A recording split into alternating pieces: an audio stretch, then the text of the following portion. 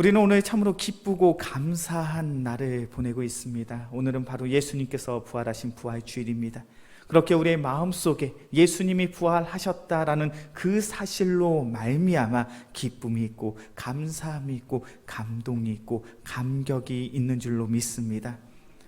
주님께서 허락하신 그 귀한 기쁨과 감사, 감격과 감동을 오늘만 누리는 것이 아니라 2022년도 한 해 동안 마음껏 누릴 수 있는 우리 귀한 성도들이 되어지길 주의 이름으로 간절히 축원합니다.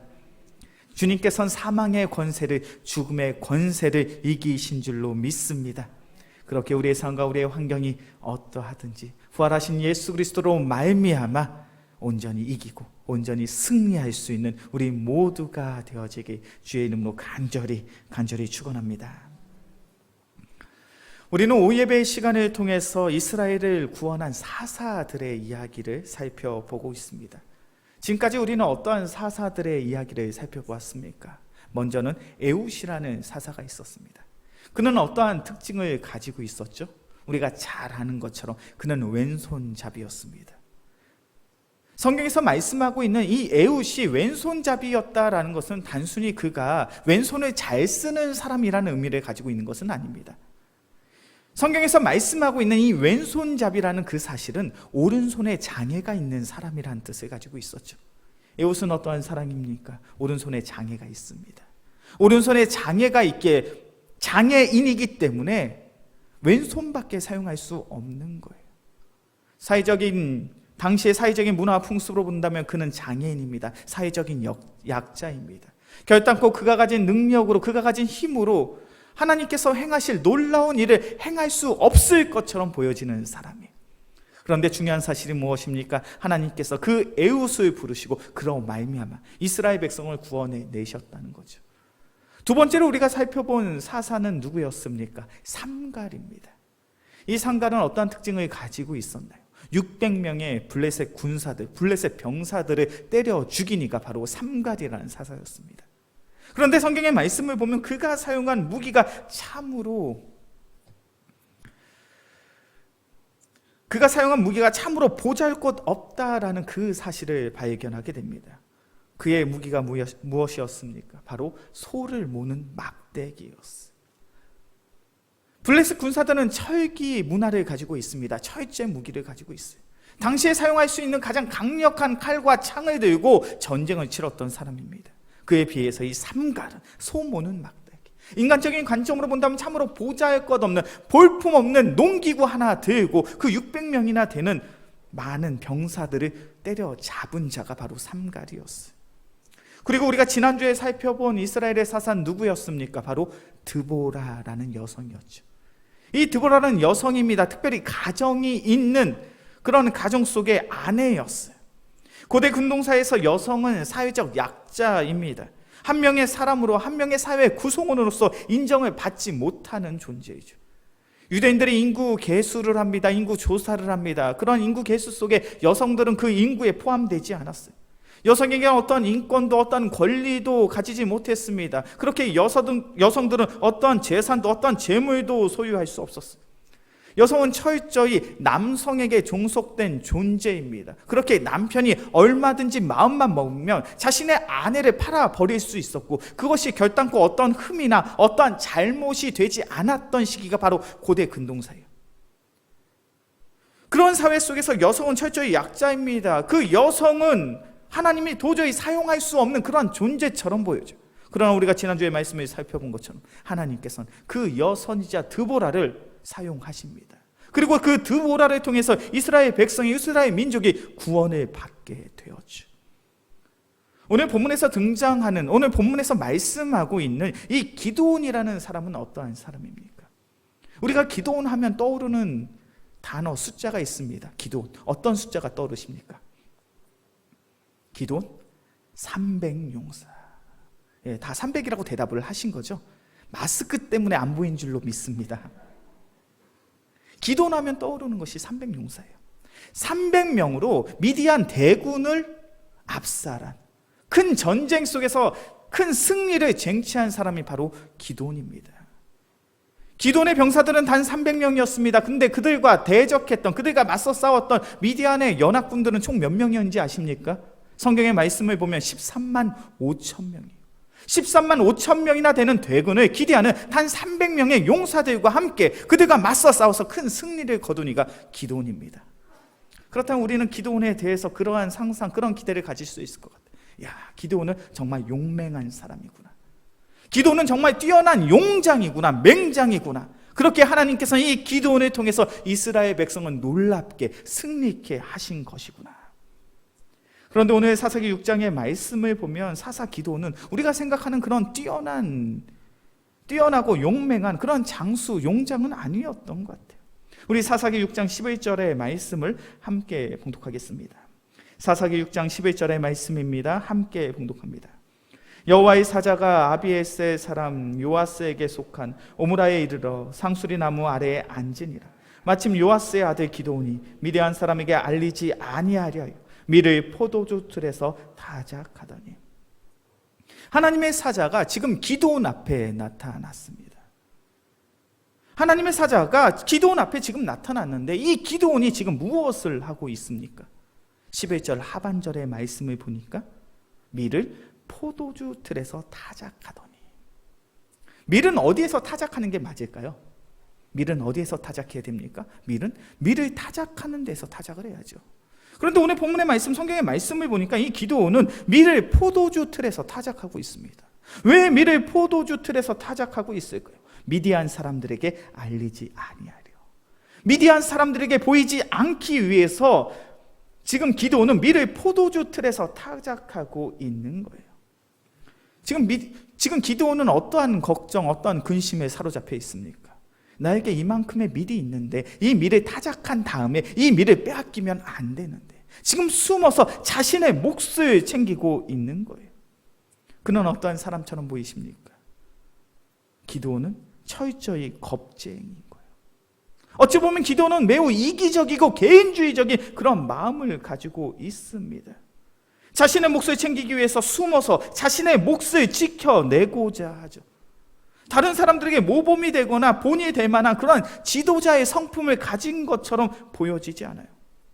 지금 기드온이 살아가고 있는 이 시대는 미디안의 압제를 받고 있습니다. 미디안 민족의 지배를 당하고 있는 시대이죠. 부당하게 자신의 것들을 빼앗기고 있습니다. 매우 불합리한 세상이. 그런 불합리한 세상 속에서 기드온은 어떠한 생각을 가지고 있냐면 나만 아니면 된다라는 거예요. 나의 많은 민족, 나의 많은 백성들이 지금 미디안 족속들에게 많은 것들을 빼앗기고 있지만 나의 몫만, 나의 것만 빼앗기지 않는다면 나는 그것으로 만족하리라. 나만 아니면 된다.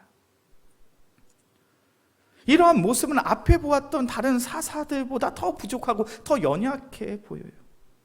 단순한 장애의 문제가 아니죠. 남들에게 자랑할 만한 무기가 있는가 없는가 그런 문제가 아닙니다. 사회적 약자이냐 아니냐의 문제가 아니라 그냥 기드온의 성품 자체가 담대함을 가지고 13만 5천 명이나 되는 대군과 맞서 싸울 만한 그런 큰 그릇이 아니더라는 거예요. 그는 겁쟁이와 같은 모습을 가지고 있습니다. 담대함이 없죠. 자신의 몫을 챙기고자 하는 그런 작은 자의 모습입니다. 어찌 보면 너무나도 개인주의적이고 이기주의적인 그런 모습을 취하고 있어요. 하나님은 어떠한 사람을 지도자로 삼으실까요? 우리가 생각하는 지도자의 성품, 지도자의 자질, 지도자의 자격이 있습니다. 우리가 생각하는 세상의 잣대로 보았을 때 우리가 생각하는 지도자의 성품과 자질은 어떠한 것입니까? 머리가 똑똑해야죠. 건강한 체격과 체력을 가지고 있어야 됩니다. 다른 사람들에게 본이 될 만한 그런 좋은 성품들을 가지고 있어야죠. 탁월한 달란트와 재능이 있는 사람이 나의 지도자로, 내가 속한 공동체의 리더로서 합당해 보입니다. 우리는 그렇게 생각을 하고 있어요. 그런데 하나님이 사용하시는 사람들은 그렇지 않더라는 거예요. 어떤 이는 장애가 있습니다. 어떤 이는 사회적 약자입니다. 어떤 이는 보잘 것 없는 볼품없는 무기를, 농기구를 들고 다니는 사람이에요. 어떤 이들은 나만 아니면 된다라는 그런 이기주의적이고 개인주의적인 그런 성품을 가지고 있습니다. 그런데 중요한 사실은 하나님께서는 그러한 사람들을 하나님이 지도자로 세우시더라는 거예요.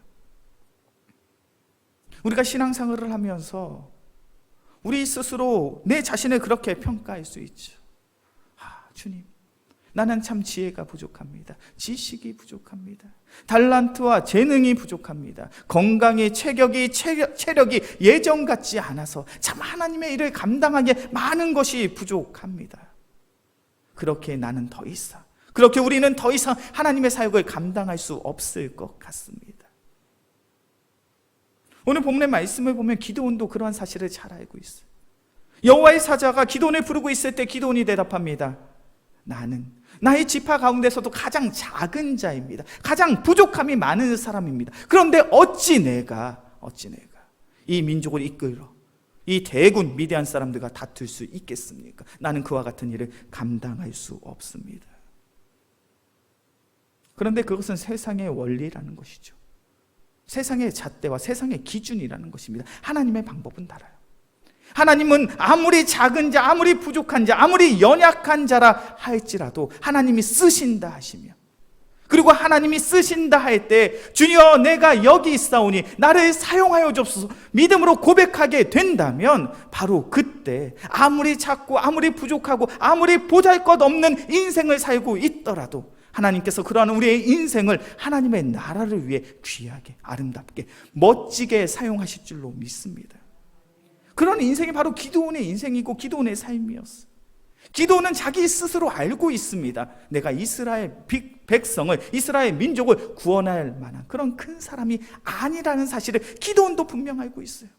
그럼에도 불구하고 오늘 본문의 말씀을 보니까 하나님의 사자가 나타나 기드온을 하나님께서 세우신 이스라엘의 지도자로 삼고 계십니다. 특히 오늘 본문의 말씀을 보니까 하나님이 그를 이스라엘의 사사로 세우실 때 놀라운 고백을 하고 계시죠. 우리 사사기 6장 12절의 말씀을 함께 봉독하겠습니다. 사사기 6장 12절의 말씀 함께 봉독합니다. 여호와의 사자가 기드온에게 나타나 이르되 큰 용사여 여호와께서 너와 함께 계시도다. 아멘. 만약 성경에 표시를 해 주실 수 있다면 큰 용사라는 단어에 동그라미 치시고요, 그 옆에 여호와께서 너와 함께 계시도다, 그 문장에 밑줄을 치시면 너무나도 좋을 것 같아요. 이것이 중요한 신앙의 원리고 이것이 중요한 하나님의 원리더라는 거예요. 하나님의 사자가 기드온에게 나타납니다. 그리고 그 기드온에게 무엇이라고 말씀하고 있습니까? 너는 큰 용사다. 기드온이 큰 용사가 맞습니다. 왜냐하면 단 300명으로 13만 5천 명이나 되는 그 대군과 맞서 싸워서 승리를 쟁취했기 때문에 기드온이 큰 용사가 맞아요. 근데 시기적으로, 상황적으로 사사기 6장에서는 아직 큰 용사가 아니죠. 사사기 8장을 넘어서서 미디안 연합군과의 그 전쟁을 마친 다음에 하나님의 사자가, 혹은 많은 사람들이 당신은 큰 용사입니다, 이렇게 고백을 한다면 그것은 좀 맞는 이야기인 것 같아요. 그런데 오늘 본문의 말씀을 보니까 사사기 6장에서 여호와의 사자가 이 기드온을 만나면서 그의 고백이 무엇이냐면 너는 큰 용사라는 거예요. 사사기 6장에서 설명되어지고 있는 기드온의 모습이 큰 용사처럼 보여지십니까? 미디안 사람들에게 들키지 않기 위해서, 미디안 사람들에게 빼앗기지 않기 위해서 자신의 밀을 포도주 틀에서 몰래 타작하고 있는 이 기드온의 모습, 이 기드온의 모습이 큰 용사답냐는 거예요. 어제 우리 영광교회 귀한 청년이 열심히 군생활을 하다가 휴가를 나왔습니다. 우리 양원주 청년이 어제 휴가를 나왔어요. 예, 그렇게 오래간만에 휴가 나온 청년이 있으면 우리 청년 공동체가 얼마나 화기애애해지는지 몰라요. 선배들이 다 자기 다녀온 군대 이야기를 하냐고 얼마나 그 시간들이 행복하고 즐거운 시간인지 모릅니다. 그런데 어제 이제 원주 청년이 자신의 군 생활을 좀 이야기를 하는데 너무 이렇게 표현하면 좀 안 되거든요. 이렇게 표현하면 요즘 청년들이 이제 꼰대라고 그렇게 표현하는데, 어제 원주 청년이 이제 자신이 군 생활하고 있는 군 생활에 대해서 이야기를 하는데 너무 편한 거예요. 너무 편하더라고요.